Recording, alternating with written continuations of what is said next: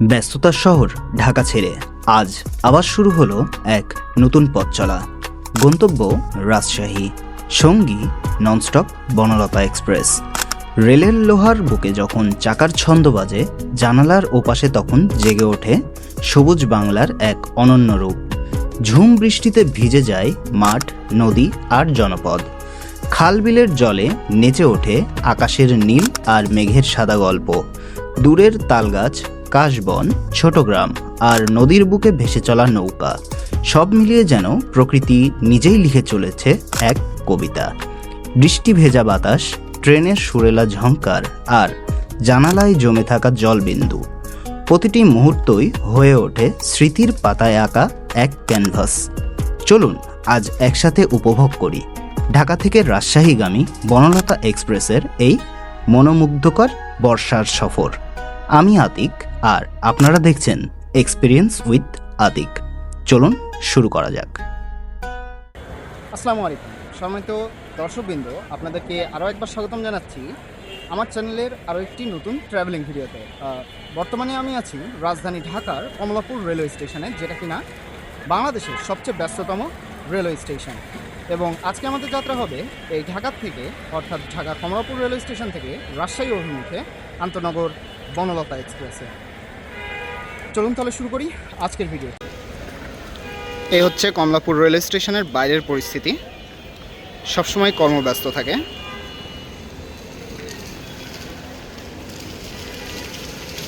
চলুন প্ল্যাটফর্মে প্রবেশ করলাম প্ল্যাটফর্মে, আর স্ক্রিন বোর্ডেই দেখতে পাচ্ছি বনলতা এক্সপ্রেস 791, যেটা চাঁপাইনবাবগঞ্জ যাবে, 5 নম্বর প্ল্যাটফর্মে অবস্থান করছে এবং যার ছাড়ার নির্ধারিত সময় দেওয়া আছে 1:30।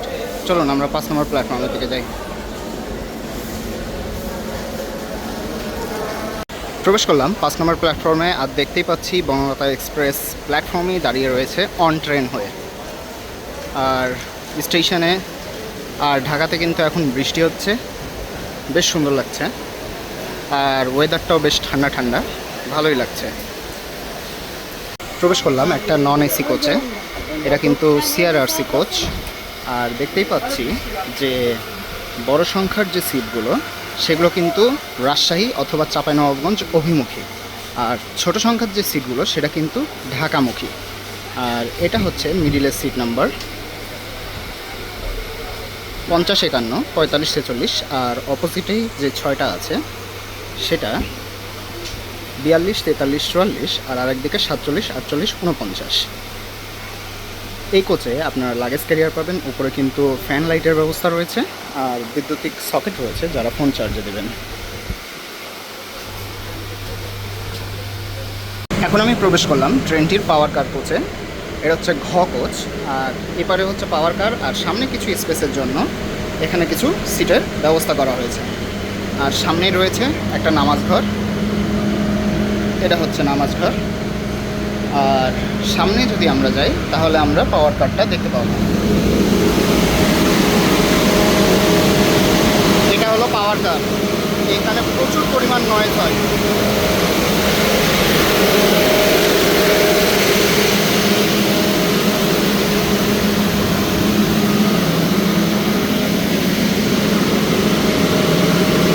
এই হলো ট্রেনটির পাওয়ার কার, হলো ট্রেনটির স্নিগ্ধা চেয়ার কোচ। আমি আজকে স্নিগ্ধাতে ভ্রমণ করব। আর আপনাদেরকে আরেকটা ইনফরমেশন জানিয়ে দিই, ছোট নাম্বারের যে সিট, অর্থাৎ 1 থেকে 40 পর্যন্ত, এই সিটগুলা ঢাকার থেকে রাজশাহী অভিমুখে উল্টা, এবং বড় সংখ্যার যে সিটগুলা, অর্থাৎ 41 থেকে 80 পর্যন্ত, সেই সিটগুলো কিন্তু ঢাকার থেকে রাজশাহী অভিমুখে সোজা।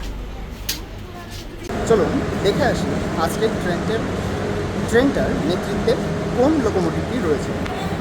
বরাবরের মতোই দেখতে পাচ্ছি ইএমডি লোকোমোটিভ দ্বারায় আজকে ট্রেনটি পরিচালিত হবে, এবং লোকোমোটিভ নাম্বার হচ্ছে 6617, যেটা কিন্তু 3250 হর্স পাওয়ারের একটা ইঞ্জিন। আর এরই সাথে রয়েছে কিন্তু সিআরআরসি এবং পিটি ইনকার মিশ্রিত কোচ। দেখতে পাচ্ছি অপোজিট লাইনে এই মুহূর্তে প্রবেশ করছে নোয়াখালী থেকে ছেড়ে আসা উপকূল এক্সপ্রেস। ইচ্ছা আছে একদিন এই ট্রেনে করে নোয়াখালী যাওয়ার।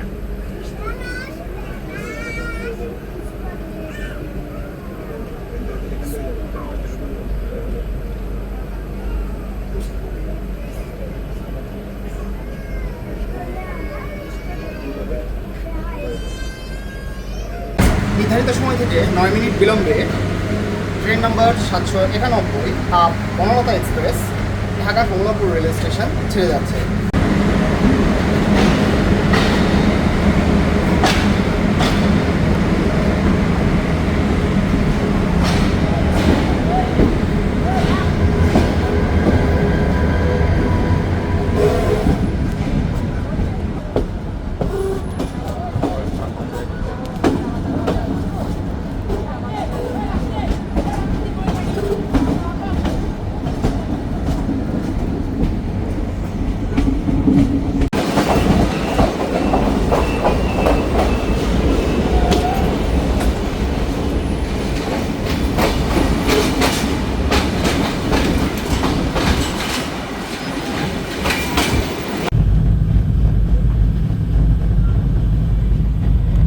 ডাবল লাইন ক্রসিং হচ্ছে রাজশাহী থেকে ছেড়ে আসা ঢাকাগামী আন্তনগর সিলসিটি এক্সপ্রেসের সাথে।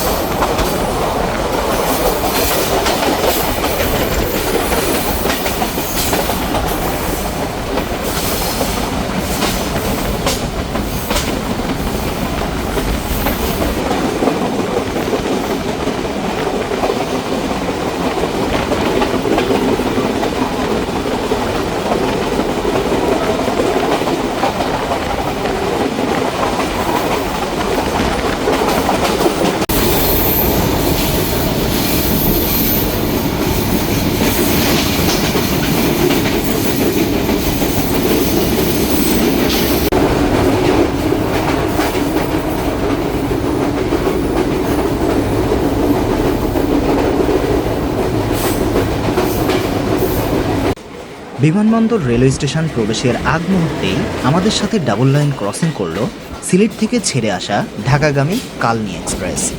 কালনী এক্সপ্রেস নিয়ে ইতিমধ্যে আমার চ্যানেলে একটি ভিডিও রয়েছে, চাইলে দেখে নিতে পারেন। আশা করি ভালো লাগবে।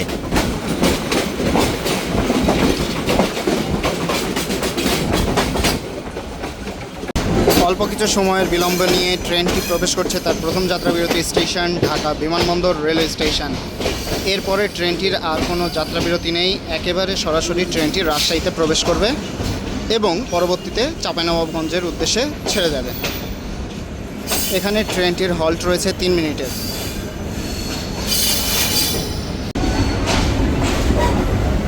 ঢাকা বিমানবন্দর রেলওয়ে স্টেশনে কিন্তু সবসময় যাত্রীর চাপ লক্ষ্য করা যায়, আজকেও কিন্তু তার ব্যতিক্রম নয়।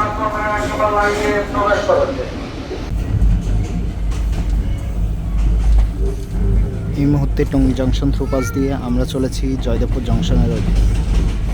জংশনের লাইন ধরে।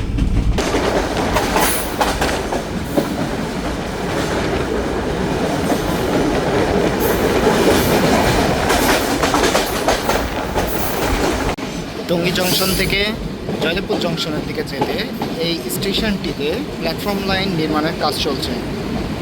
এর জন্য এখানে ট্রেনটি বেশ আস্তে আস্তে থ্রুপাস যাচ্ছে।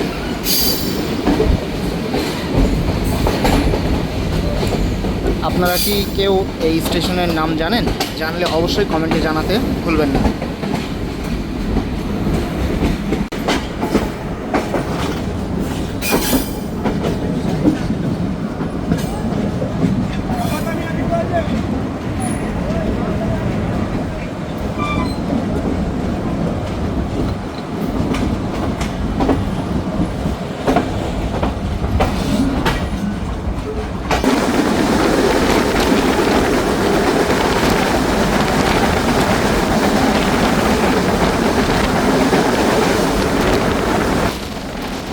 এই মুহূর্তে আমরা পাড়ি দিচ্ছি ঢাকা বিভাগের জয়দেবপুর জেলায় অবস্থিত মৌচাক রেলওয়ে স্টেশন, যেখানে আমাদের জন্য আগে থেকেই অপেক্ষা করছে চিলাহাটি থেকে ছেড়ে আসা ঢাকাগামী আন্তনগর চিলাহাটি এক্সপ্রেস।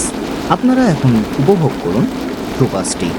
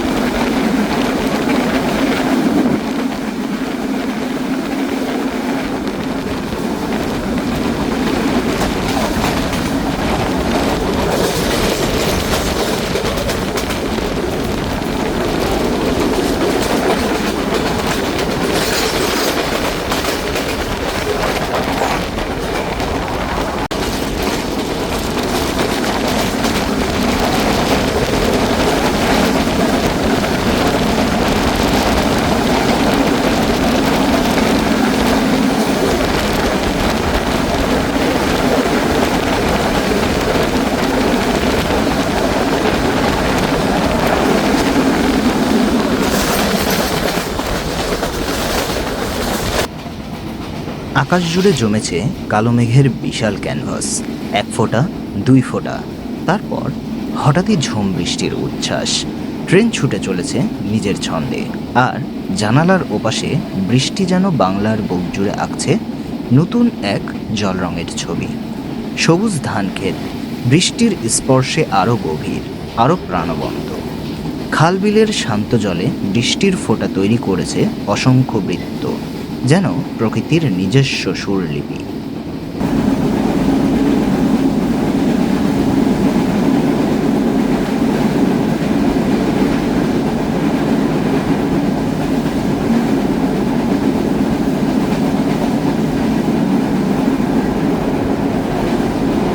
একই ঝুম বৃষ্টির ওয়েদার, আর এই ওয়েদারে ট্রেন জার্নির সাথে 1 কাপ কফি না নিলে চলে, তাই নিয়ে নিলাম 1 কাপ কফি।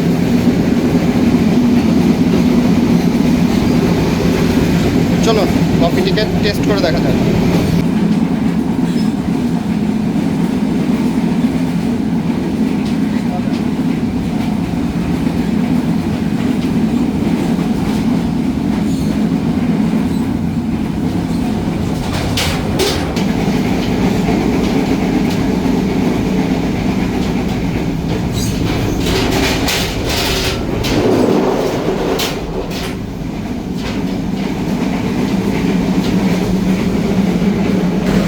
এখন আমি প্রবেশ করছি ট্রেনটির এসি ক্যাবিন কোচে। করিডোর, এই কোচের করিডোরটা কিন্তু এক কথায় অসাধারণ। আর যদি ক্যাবিনটা একটু আপনাকে ঘুরিয়ে দেখাই, এটা হচ্ছে একটা সিঙ্গেল ক্যাবিন। সিঙ্গেল ক্যাবিনে কিন্তু দিনের বেলা 4টা সিটে যাবে। এখানে মোট 4 জন বসে যাবেন। এখানে একটা টি ট্রে পাবেন। এখানে বেশ সুন্দর একটা ওয়াইড অ্যাঙ্গেলের জানালা রয়েছে। উপরে কিন্তু লাগেজ ক্যারিয়ার রয়েছে, একটা ফ্যান রয়েছে, সেন্ট্রাল এসির ব্যবস্থা রয়েছে। আর রাতের বেলা যখন এই ট্রেন তো রাতের বেলা চলবে না, এই ট্রেনটা যেটা হচ্ছে এই কোচে যেরকম ধূমকেতু এক্সপ্রেস চলবে, তখন ওপরে একজন আর নিচে একজন শুয়ে যেতে পারবেন। আর এখানে কিন্তু বৈদ্যুতিক সকেট দেওয়া আছে, আর এখানে লাইট ফ্যানের জন্য সুইচ দেওয়া আছে। দরজাটা যদি ক্লোজ করে দেওয়া যায় তাহলে বেশ সুন্দর একটা মিরর রয়েছে, যেটা দেখতে কিন্তু এক কথায় অসাধারণ লাগে। এটা হচ্ছে সিঙ্গেল ক্যাবিন। চলুন ডাবল ক্যাবিনটা একটু ঘুরে দেখি। বাথ নাম্বার 3, এটা হচ্ছে একটি ডাবল ক্যাবিন। এখানে 4 জন, এপাশে মোট 4 জন। দিনের বেলা এই ক্যাবিনটিতে মোট 8 জন বসে যেতে পারবেন।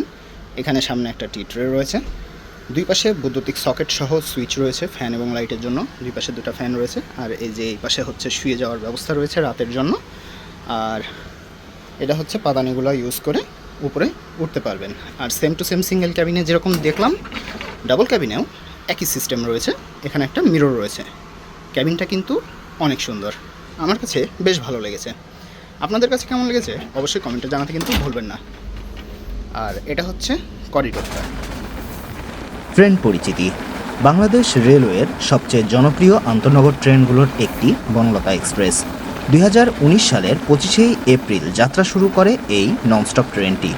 রাজধানী ঢাকা ও উত্তরবঙ্গের ঐতিহ্য শহর রাজশাহীর মধ্যে দ্রুত, আরামদায়ক ও নিরবিচ্ছিন্ন যোগাযোগের এক নতুন অধ্যায়ের সূচনা করে।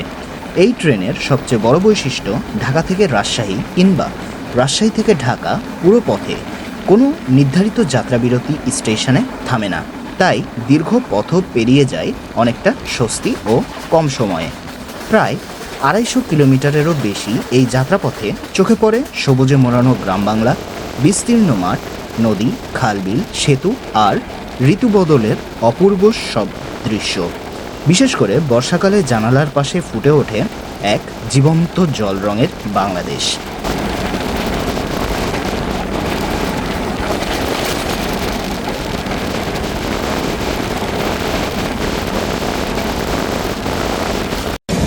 ঘড়ির কাঁটা বলছে 3:45।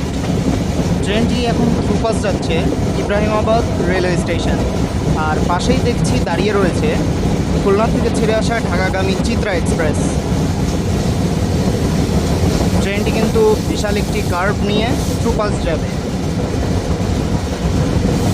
আর গুড়ি গুড়ি বৃষ্টি পড়ছে, বেশ ভালোই লাগছে।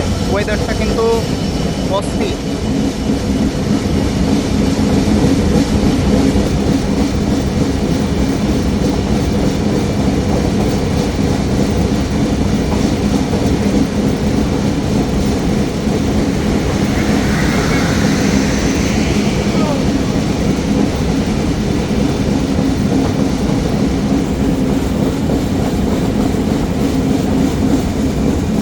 এবার আমরা প্রবেশ করব যমুনা রেলওয়ে সেতুতে।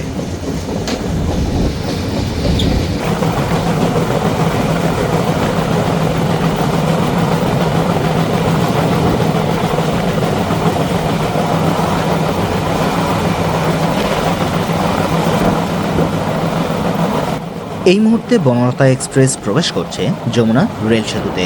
নিচে অবিরাম বয়ে চলেছে যমুনার বিশাল জলরাশি, কখনো শান্ত কখনো দুরন্ত। আর ওপারের রেলের প্রতিটি ছন্দ যেন সময়ের বুকে লিখে চলেছে নতুন এক অধ্যায়। একসময় এই নদী ছিল দুই প্রান্তের মানুষের জন্য বিশাল এক বাধা। যাতায়াত মানেই ছিল অপেক্ষা, অনিশ্চয়তা আর দীর্ঘ ভ্রমণ। আজ সেই দূরত্ব অনেকটাই মুছে গেছে। আধুনিক রেল যোগাযোগের কল্যাণে উত্তরবঙ্গ আর রাজধানীর সংযোগ হয়েছে আরও দ্রুত, আরও নির্ভরযোগ্য। এ যেন দিগন্ত জোড়া যমুনার বুকে ইস্পাত আর স্বপ্নের এক অনন্য গল্প।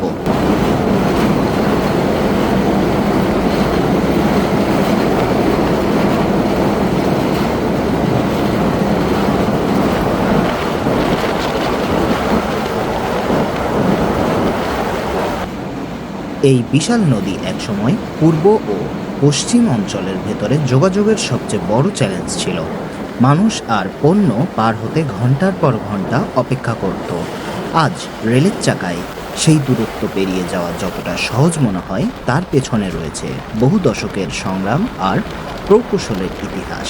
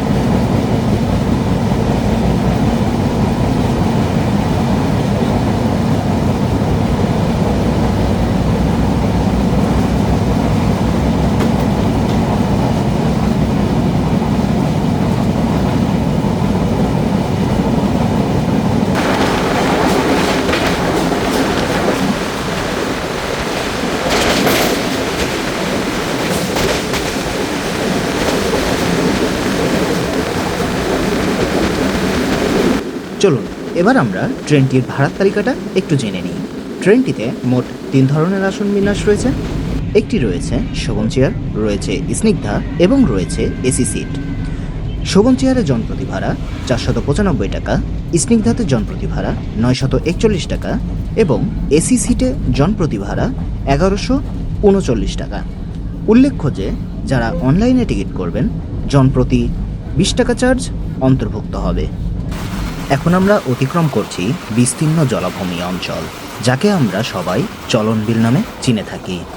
শুরু হচ্ছে বর্ষার মৌসুম, আর এই বর্ষায় এই বিস্তীর্ণ জলরাশি দেখে মনে হয় যেন ছোট্ট একটি সমুদ্রের পাশ দিয়ে ছুটে চলেছে ট্রেন। অথচ শুকনো মৌসুমে এর অনেকটাই পরিণত হয় সবুজ ফসলের মাঠে। ঋতুর সঙ্গে এভাবে রূপ বদলানো বাংলাদেশের সবচেয়ে বড় জলভূমির মধ্যে এটিই একটি।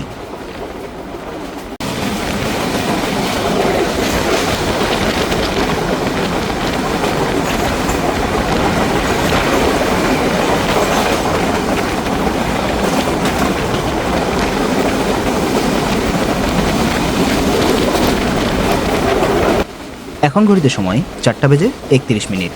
ট্রেনটি থ্রুপাস যাচ্ছে আমার পছন্দের একটি railway station, Baral bridge railway station.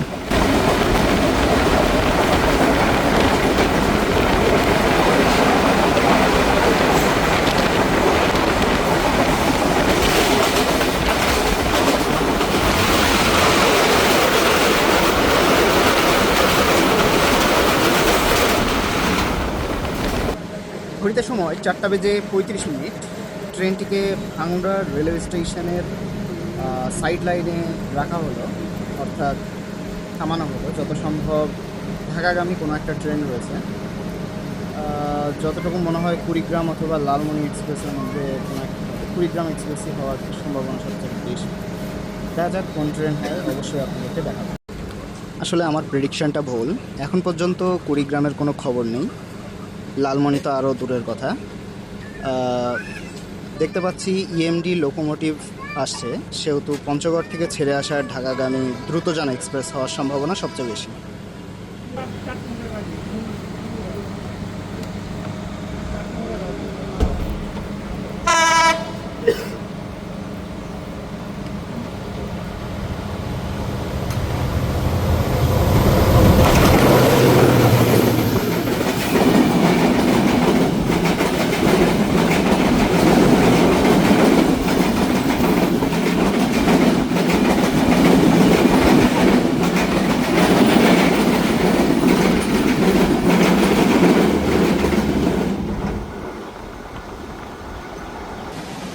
এই মুহূর্তে আমরা থ্রুপাস যাচ্ছি পাবনা জেলার অন্যতম গুরুত্বপূর্ণ একটি railway station, Chatmohar railway station.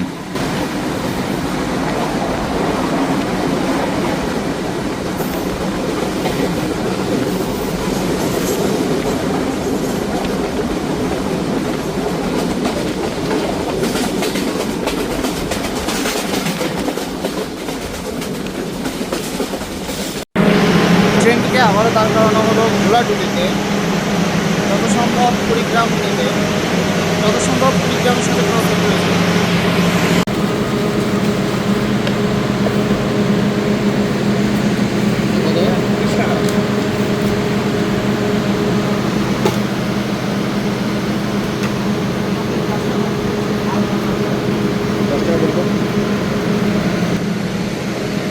Train থেকে নেমেই নিয়ে নিলাম ঝালমুড়ি। চলুন এবার ট্রেনের জন্য অপেক্ষা করি।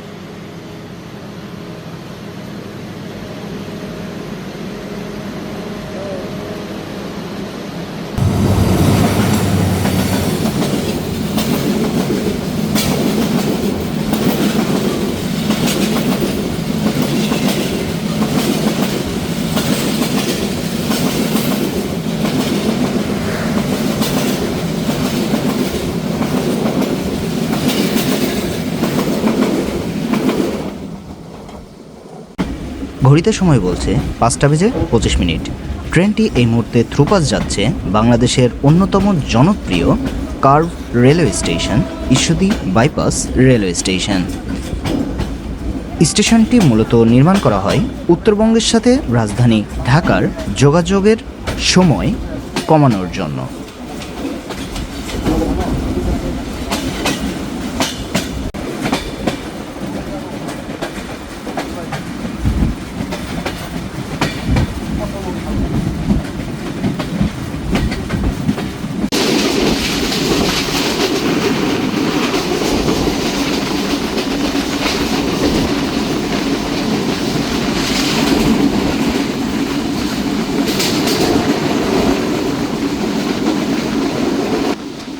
বৃষ্টির মধ্যে উপভোগ করুন বনলতা এক্সপ্রেসের আজিমনগর থ্রুপাস, যেখানে প্রায় সবগুলো ট্রেনই তার সর্বোচ্চ সেকশন স্পিডে স্টেশনটি থ্রুপাস করে যায়।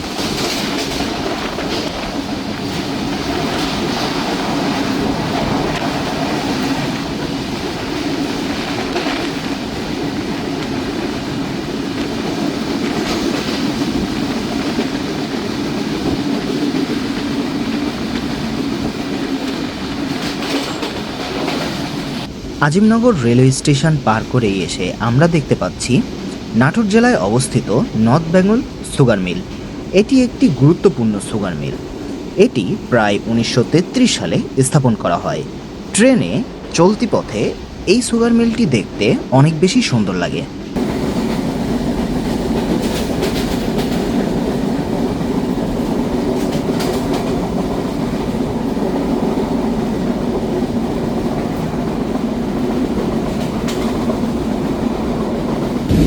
এখন ঘড়ির কাঁটা বলছে বাজে 8:30। এখন আমরা দুপাশ যাচ্ছি আব্দুলপুর জংশন রেলওয়ে স্টেশন। ট্রেনটি মোটামুটি আধা ঘন্টার মতো বিলম্বে চলছে। দুপাশ যাচ্ছি আব্দুলপুর জংশন, আর অপর লাইনেই দেখতে পাচ্ছি দাঁড়িয়ে রয়েছে সবচেয়ে ছোট্ট একটি আন্তঃনগর ট্রেন বাংলাবান্ধা এক্সপ্রেস, যেটা কিনা পঞ্চগড় থেকে ছেড়ে এসেছে, যার কোচ শুধুমাত্র 5টি।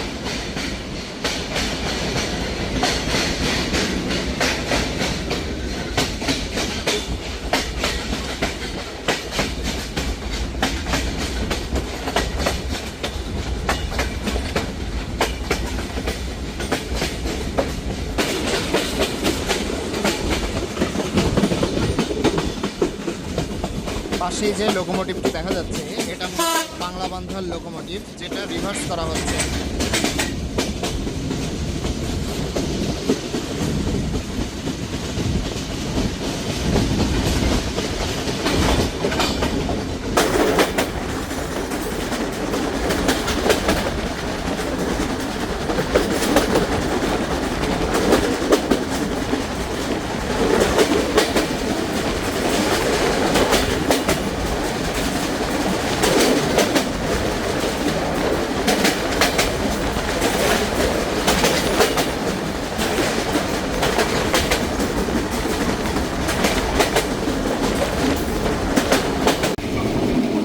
হরিয়ান রেলওয়ে স্টেশন থ্রুপাস করে আসার পরে দেখতে পাচ্ছি রাজশাহী সুগার মিল, যেটা কিনা 1965 সালে তার প্রথম উৎপাদন শুরু করে।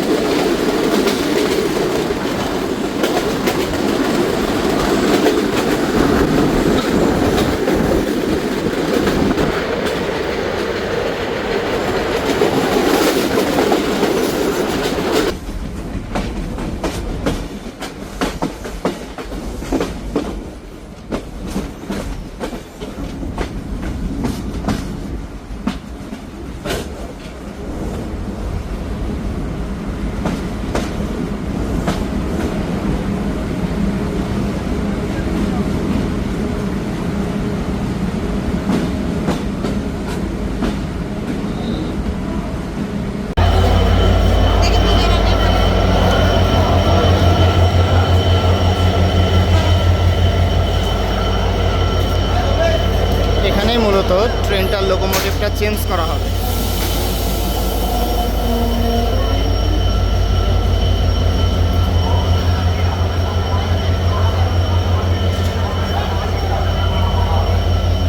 অবশেষে পৌঁছে গেলাম green city, clean city, silk city এবং আমার শহর রাজশাহীতে। আজকের ভিডিওটি কেমন লেগেছে অবশ্যই কমেন্টে জানাতে কিন্তু ভুলবেন না। আর পরবর্তীতে কোথায় ভিডিও করা যায়, কোন ট্রেনে ভিডিও করা যায় অবশ্যই কমেন্টে জানাবেন। সে পর্যন্ত সবাই ভালো থাকবেন, সুস্থ থাকবেন। আল্লাহ হাফেজ।